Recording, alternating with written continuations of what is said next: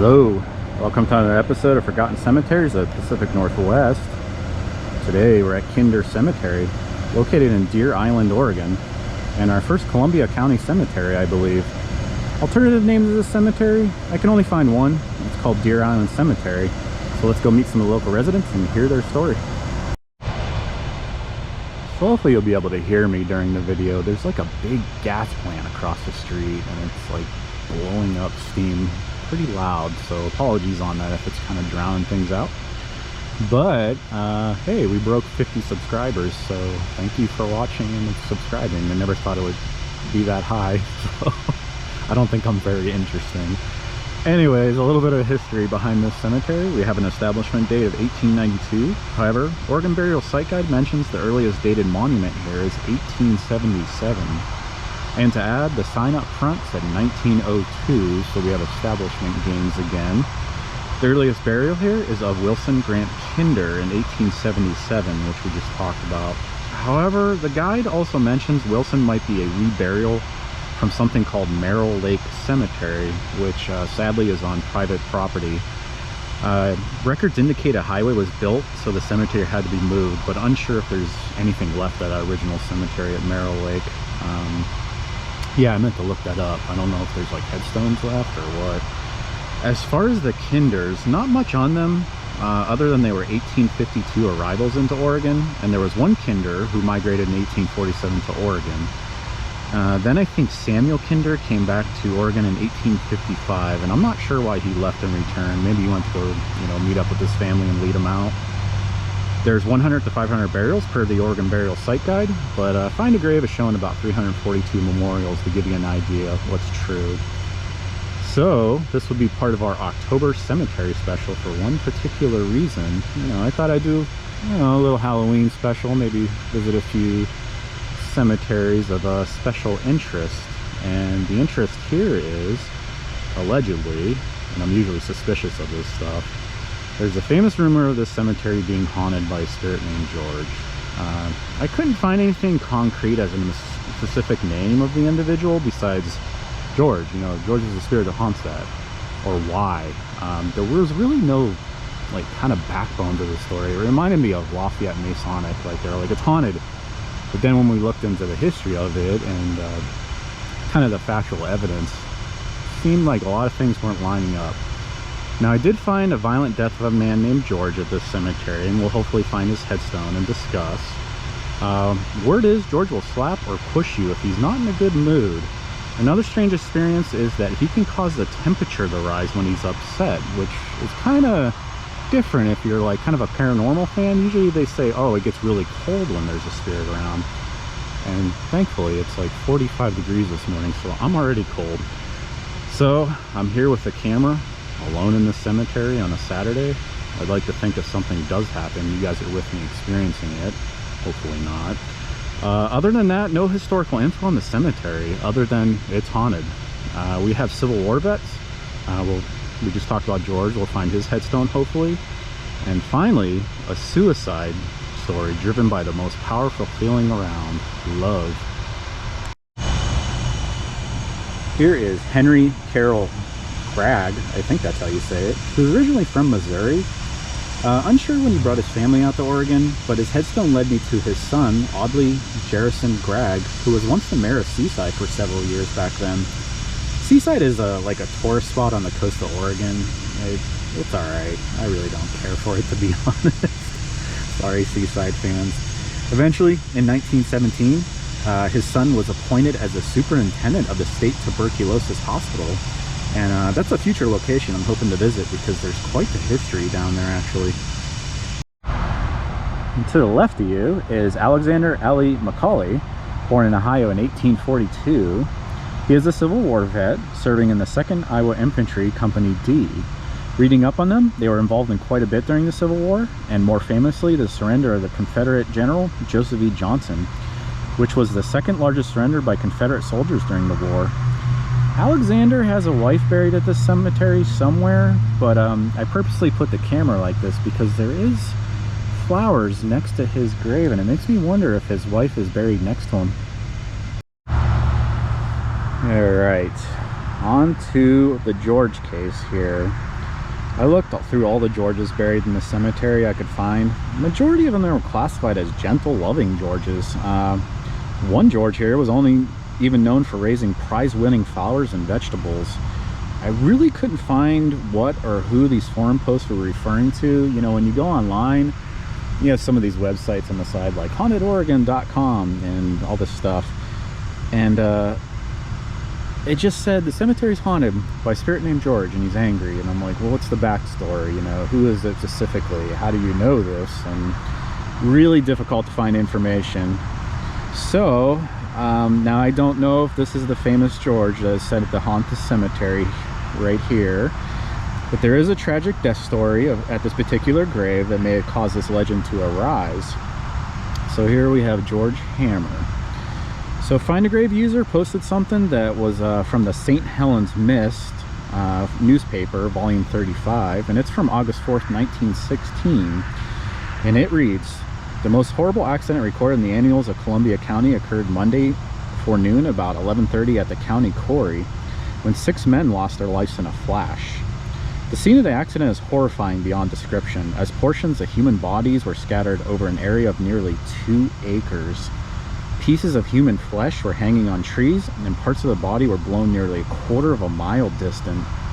Out of the mass of human wreckage, only 2 bodies could be recognized, that of Leroy Lewis and Joseph Keelan. The road workers had finished drilling a coyote hole, a T-shaped tunnel into solid rock, and were storing and tamping black powder and dynamite when the death-dealing blast occurred. Just before the explosion occurred, young Lewis came out for the explosives, while the crew remained in the hole helping to set the charges." That would be George, I'm guessing, that was helping with that part. Young Lewis's body was blown a distance of perhaps a quarter of a mile and his head in the opposite direction, landing at the edge of the creek. George Hammer was married a little over a year ago and is survived by his wife and baby, only a few weeks old. So end of article. From my understanding, the real cause of the accident will remain a mystery to this day. The superintendent of the quarry back then's opinion was it was caused by a flashlight coming in contact with the explosives, thus making connection. So is this our famous George here? Relatively unknown. Like I said, when I looked into the stories, there's nothing but a lot of positive stories about the Georges here. So kind of unsolved and unknown at this point. Conveniently located right next to George's headstone is Isaiah McBee. True story of struggle during the pioneer days, actually. Isaiah here was born in 1840. You can probably see that on the headstone. His family decided to move to Oregon in 1852. Unfortunately, Isaiah and his 4 sisters were orphaned in Nebraska because his parents and 2 infant brothers died of cholera. So not a good start to their Oregon journey. However, some good news would come out of this. The 5 orphans would arrive in Oregon in the care of their aunts and uncles, who just happened to be part of the same wagon train when they traveled out here. Reading up on Isaiah, he went to work for the Portland Tannery at a very young age, as in like 12 or 13 from what I read. When gold fever hit, he ventured off in search of it in 1863 in Idaho. His journey finally ended opening up a blacksmith shop in the state of Washington and owning a wheat farm at the time. Isaiah, he never married for some reason. He just stayed single. So rough start to his life and his journey to Oregon, but he finished off strong and successful. Our next story is about Joseph and Elizabeth Marl. I think that's how you say it, Marrill or Marl. There's no marker for these 2 individuals, but it sounds like they were one of the first white settlers in the area from my readings, based on the dangers they faced. Elizabeth was born in South Carolina in 1820, Joseph in Ohio in 1821. They are pioneers of 1847, so pretty early arrivals to Oregon. Their trip wasn't the greatest though, as their oxen team gave out around Fort Boise. So Elizabeth had to travel from Fort Boise on horseback to Portland. To give you an idea, that's around 6 to 7 hours by car, so imagine just riding a horse. Keep in mind, Elizabeth had 2 children as well. She carried one and strapped one to the saddle of the horse. Pretty exhausting, and I guess she almost tired to death in the process upon arriving at their destination. So she almost didn't make it. They spent their first winter in Linton, which is just north of the first cabin in Portland, and more importantly for all you hard liquor fans out there, was occupied once by the original moonshiner of Oregon, William Johnson, famous for creating Blue Ruin booze, and he is thought to be a deserter from a British man of war at the time. Nobody really knew his background. He's kind of quiet about it. I guess his creation of moonshine contained all the nice toxic hangover-inducing wood alcohols and some other unwanted chemicals, so the good stuff. Back to our original individuals, Joseph and Elizabeth. Their first winter was a bit brutal because, keep in mind, this area was basically wilderness. There wasn't roads or towns just yet. I mean, some things were popping up, but it was pretty secluded. Reports of gigantic wolves and hostile Native Americans were frequent. I guess one night Elizabeth's husband Joseph was gone and she was left alone with the children. She kept the fire burning all night because the wolves were being attracted apparently to their cabin. She was genuinely concerned they'd be eaten alive. I became curious if wolves from the 1800s were larger compared to today's wolf population. Asked in the Reddit forum wolves, and by the way, the people there are very nice and you should join there if you want to learn some interesting factoids about wolves. So my question was, you know, were wolves bigger in the 1800s? There's a lot of reports of like, oh my god, this wolf is 300 pounds, you know. So maybe they're eating better. So just an innocent question. So I got two good responses from people, and among others actually. So one user said, wolves have been historically demonized and feared by early Americans. While there is evidence that many of the reports of wolves attacking people were actually stray dogs or wolf-dog hybrids. So that was neat to learn. One user also mentioned there's something called the Mackenzie wolf, which gets pretty darn big. I guess it gets up there, like 200 pounds, maybe plus, I don't know. But the user said they get pretty large. So overall, who knows what Elizabeth encountered, but maybe it was a cliched fish this big type of deal. Another time, the Klickitat Indians made a little visit to the cabin. She was fully expecting the Indians to kill her and their children, but she made a massive fire apparently, and when they left, she put out the fire, as the Native Americans luckily never returned. Food was also scarce. Joseph at one point traded his wedding coat to a man who was getting married for a few bushels of potatoes. So good deal for both of them in the end. One's starving, one's getting married, so let's trade. There were only 3 to 4 other houses in Portland during this time. Hard to believe during my commute to work today. For those Portland people, you know how that traffic can be. News of the East was foreign, as there was no mail service in the area just yet. You'd often write a letter and not hear back until a year later. So imagine sending a text to somebody and not hearing back until a year later. It'd be a little odd. Certainly a different time and place back then. And here we have Charles Cords. He is a Civil War veteran. You wouldn't know it because usually, like I said before, they usually have that military style headstone, but some don't. He was born in Germany in 1846. He did serve in the Union Army under Company F, 2nd Regiment of Missouri. They saw quite a bit of action and, more importantly, helped win the Battle of Missionary in Ridge in 1863. Casualties on the Union side were about 5,800 and the Confederates around 6,600, so pretty deadly battle overall. At the end of the battle, when the military chaplain asked Union General Henry Thomas whether the dead should be sorted and buried by state in the new military cemetery, Thomas replied, "Mix them up. I'm tired of states' rights."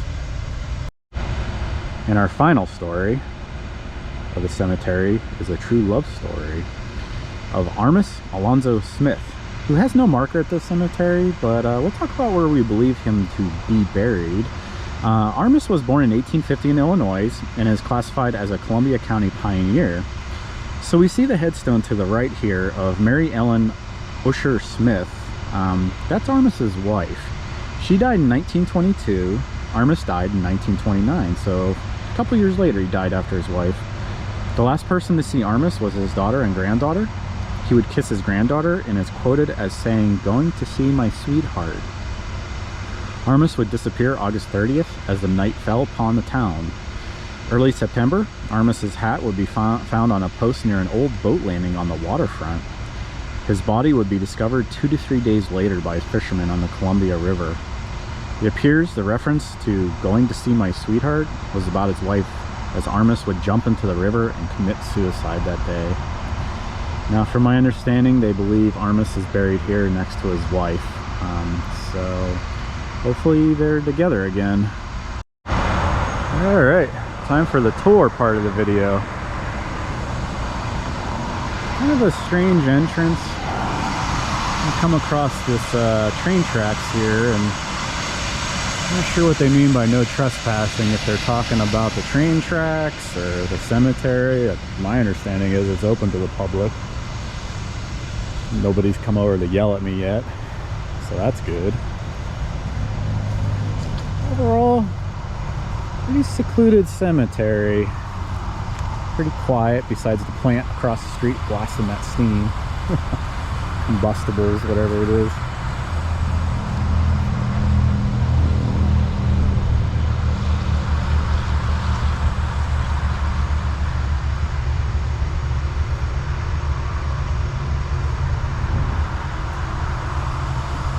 I believe that's the biggest headstone in the cemetery of the Kennedys. You can see the iconic symbol.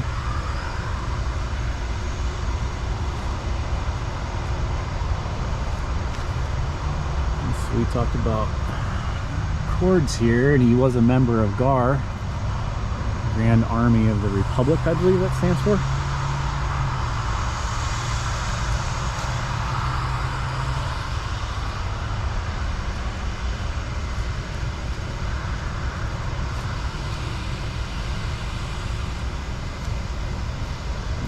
Talked about George here, who unfortunately met a pretty bad ending. Oh, Freemasons here. There's another symbolism for you.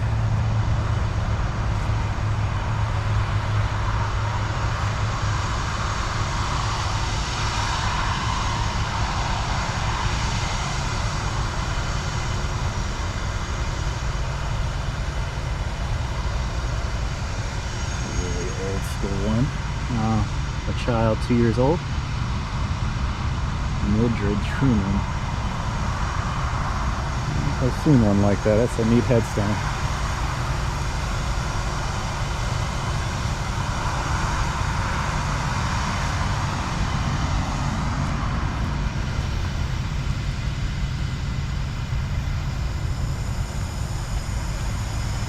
Just wanted to kind of check out over here, see if anything sticks out.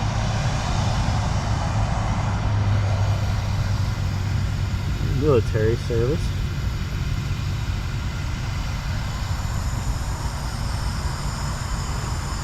Maybe that's what I kept smelling the whole time. I thought I smelled combustibles or something.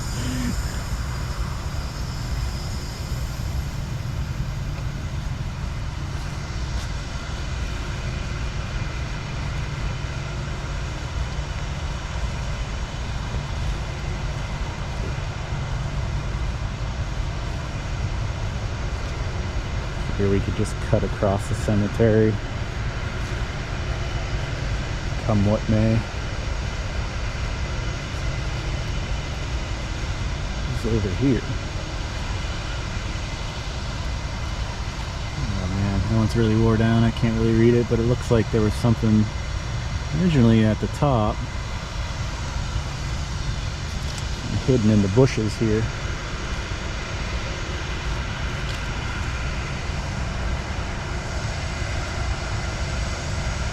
A strange looking headstone I want to check out over here.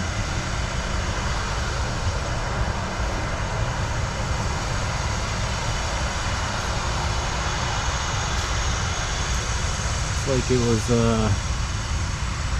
kind of like a scroll at one point, but there's like a lot of art that went into it. Looks like those are roses, and it's like the outer section was like that on purpose, and someone tried to repair it at one point as well. So pretty cool headstone, unique.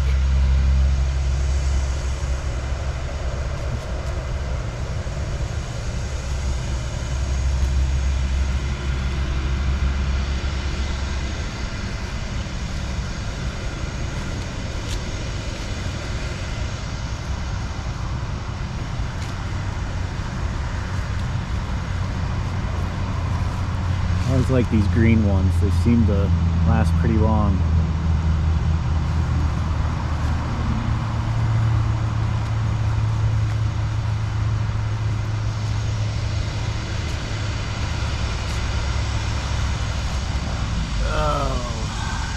Raiders. I wonder what he thinks of their move to, where'd they move to? Vegas? Yeah, the Las Vegas Raiders. Still doesn't seem right. I feel for you Raiders fans out there. Those ones looks like they used to have some headstones and nothing left anymore.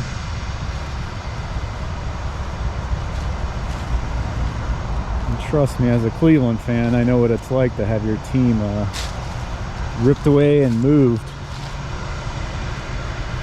You know, when that happened in the 90s to the Cleveland Browns.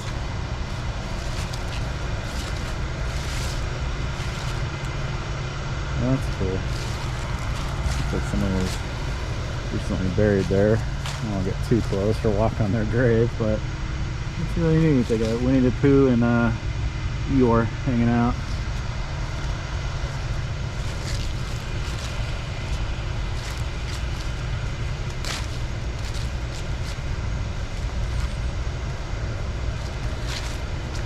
Matter of fact, I had to laugh because we passed through a town called Scappoose to get to this area. And the only thing I know about Scappoose is one of the ex-Cleveland Browns quarterbacks was from that town, and I forget his name. I think it was like Derek Frost or something. I don't know. Cleveland burns through so many quarterbacks you can't keep up. I think we'll get to the older graves soon. Seems like this is kind of a newer section, so it's still active by the looks.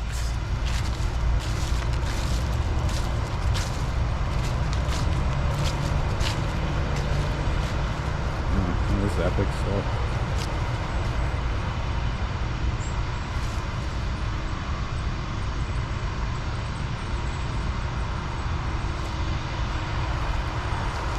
Symbolism on that.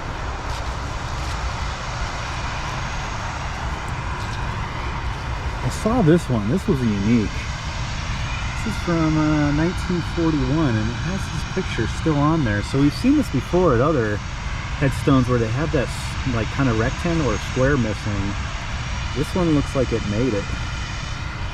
Usually we see it missing, whether it deteriorates over time or unfortunately people probably steal it, I don't know, vandalize it.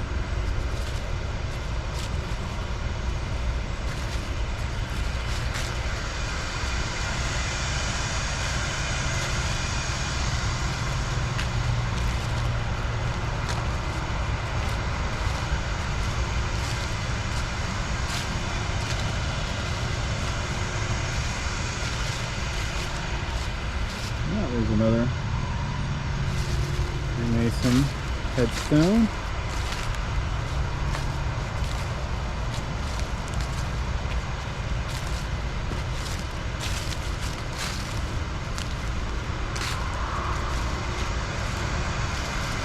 Saw this area.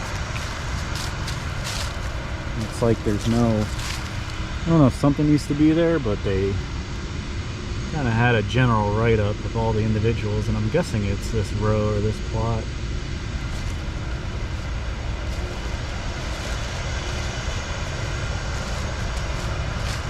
What's this over here? A bunch of arrows.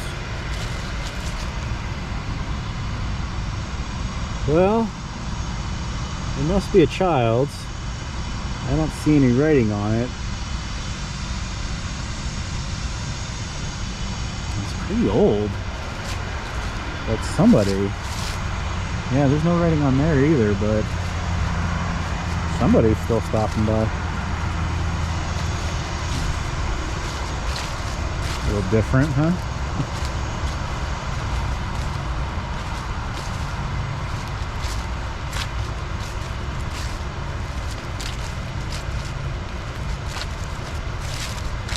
I think that fingers are back here somewhere. Let's go take a look. We'll stop at these headstones though.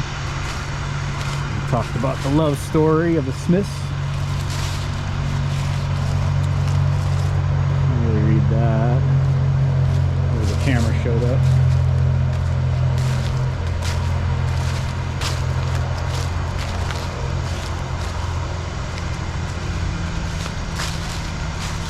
Yeah, here's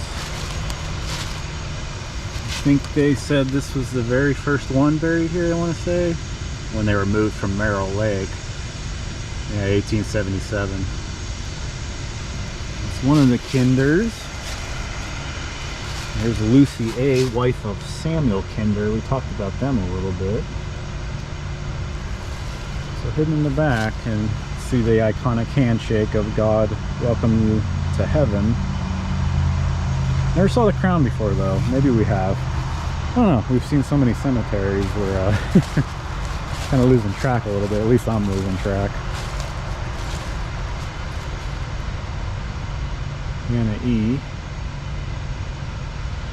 Oh, the sun's coming up finally. It's a little cold today. Anyways, I think that's it for the cemetery tour. Didn't really experience anything negative for all the paranormal fans out there. Hope you enjoyed the visit to the cemetery and the stories. Thanks for watching. If you have any other recommendations for cemeteries to visit in Oregon or Southern Washington, feel free to comment below. Hope you liked the video, and stay safe out there.